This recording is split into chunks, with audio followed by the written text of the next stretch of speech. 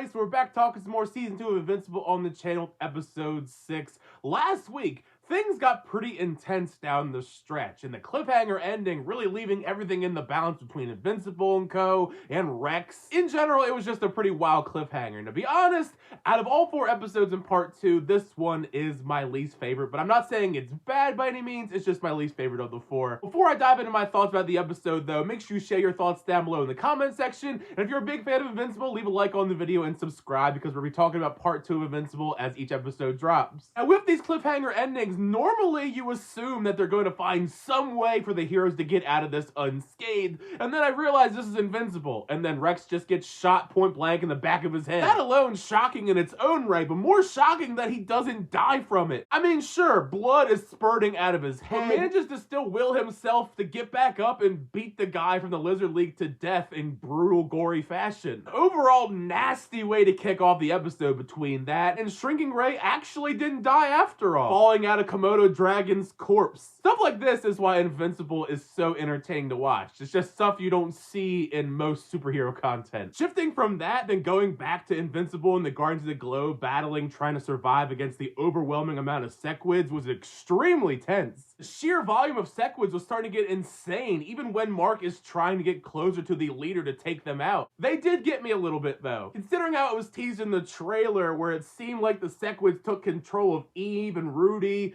and there was going to be some interesting thing to come along with that, but they figure out how to stop that basically instantly. I wasn't expecting anything crazy, I just figured maybe there'd be a little bit of a battle here. Though this entire exchange does end pretty awesome, because Mark has to fly around and take out all of the ships, save Shapesmith from his impending doom from the Martians. As you can imagine, with everything that's gone on, the tonal shift in the episode is so somber from the moment that Mark gets back. Watching Mark find out what happened to Rex, Kate, and Shrinking Ray, but seeing Kate's funeral, everyone's struggling in the aftermath, but especially Immortal. Even if I wasn't a big fan of the relationship between the two of them, I still was extremely sad because you can tell how shook up Immortal is from Kate dying, and that he actually genuinely cared about her to the point where he's even crying, which is something he had not done a lot for other people that he's lost throughout his life. This episode in particular also showcases just how much responsibility Mark has on his plate and how he's trying to juggle so many different things at once. Between being invincible, going to school, now he has this brother Oliver, who has a name now. I think Oliver's a pretty cute name, by the way. On top of everything, there is that constant strain on his relationship between him and Amber. You see so much of that strain put on their relationship once he gets back. The considerable awkwardness between them because of how often Mark has been away. And due to the massive trials in their relationship, each of them seek out advice from various different people. You have Mark confiding in Rex and Art, which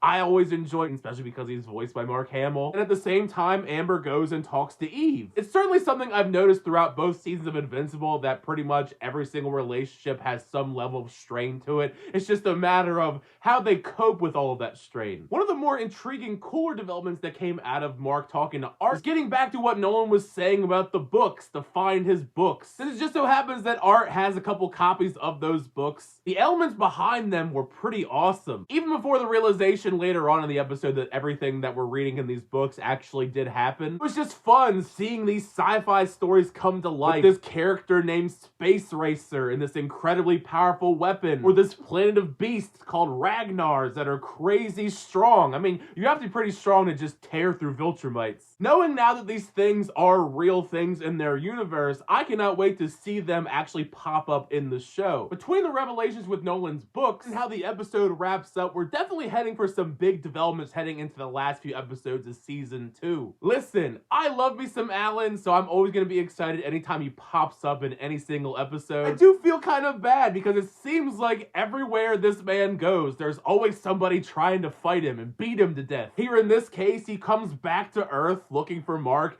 and immediately Immortal flies up there blinded by rage, expecting Omni-Man, and just tries to kill him, refusing to listen to him whatsoever until Mark ends up saving the day. Which to me, that part made it even funnier, the way that Allan has to relay these messages between Mark, and Mark has to tell them to Immortal because of their telepathic link only works one way. Obviously, we know why Allan is here, because he's trying to recruit Mark to assist in the war against the Viltrumites, but he's actually the the one that helps Mark piece together all the info about Nolan's books and the fact that everything in them is accurate and real. Speaking of Nolan, though, we do get a little bit of tease of Nolan in this. He's still imprisoned, of course. Nothing too substantial, but I guess it's nice to just see that Nolan is chilling. I did have to roll my eyes a little bit, though, because just when it seemed like we finally were done with the sequids, we aren't. Seems like everything is fine with our astronaut, and then he vomits one up and it takes him over. So who knows when that's going to be addressed in the story going forward. Speaking of people coming back into the picture, we have to talk about the mid-credits scene. After so much time away, I actually was pretty excited for this mid-credits scene because it reveals that Angstrom is back, teleporting through various worlds, saying that he's visiting an old friend.